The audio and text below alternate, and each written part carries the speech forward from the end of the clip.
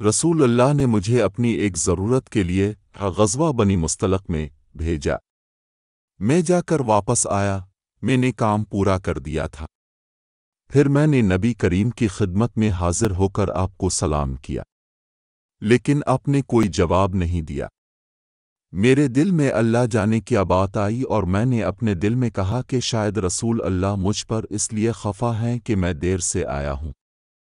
میں نے پھر دوبارہ سلام کیا اور جب اس مرتبہ بھی اپنے کوئی جواب نہ دیا تو اب میرے دل میں پہلے سے بھی زیادہ خیال آیا۔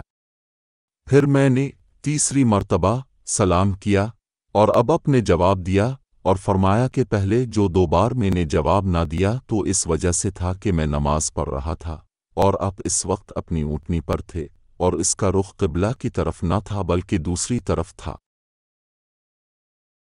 رسول اللہ کو یہ خبر پہنچی کہ قبا کے قبیلہ بنو عمرو بن عوف میں کوئی جھگڑا ہو گیا ہے، اس لیے آپ کئی اصحاب کو ساتھ لے کر ان میں ملاپ کرانے کے لیے تشریف لے گئے۔ وہاں آپ صلح صفائی کے لیے ٹھہر گئے۔ ادھر نماز کا وقت ہو گیا تو بلال رضی اللہ عنہ نے حضرت ابو بکر صدیق رضی اللہ عنہ سے کہا کہ رسول اللہ نہیں آئے اور نماز کا وقت ہو گیا، تو کیا آپ لوگوں کو نماز پڑھائیں گے؟ آپ نے جواب دیا کہ ہاں، اگر تم چاہتے ہو تو پڑھا دوں گا۔ چنانچہ بلال رضی اللہ عنہ نے تکبیر کہی اور ابو بکر نے آگے بڑھ کر نیت باندھ لی۔ اتنے میں رسول اللہ بھی تشریف لے آئے اور صفوں سے گزرتے ہوئے اب پہلی صف میں کھڑے ہوئے۔ لوگوں نے ہاتھ پر ہاتھ مارنے شروع کر دیے۔ سہل رضی اللہ نے کہا کہ تصف کے معنی تصف کے ہیں۔ اپنے بیان کیا کہ ابو بکر رضی اللہ عنہ نماز میں کسی طرف متوجہ نہیں ہوتے تھے، لیکن جب لوگوں نے بہت دستکیں دیں تو انہوں نے دیکھا کہ رسول اللہ کھڑے ہیں۔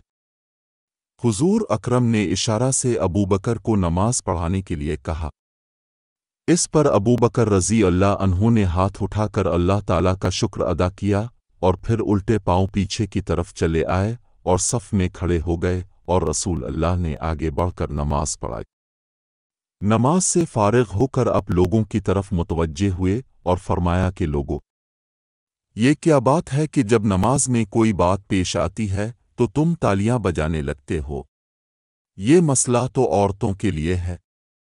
تمہیں اگر نماز میں کوئی حادثہ پیش آئے تو کہا کرو۔ اس کے بعد اب ابو بکر رضی اللہ عنہ کی طرف متوجہ ہوئے اور فرمایا کہ ابو بکر، میرے کہنے کے باوجود تم نے نماز کیوں نہیں پڑھائی؟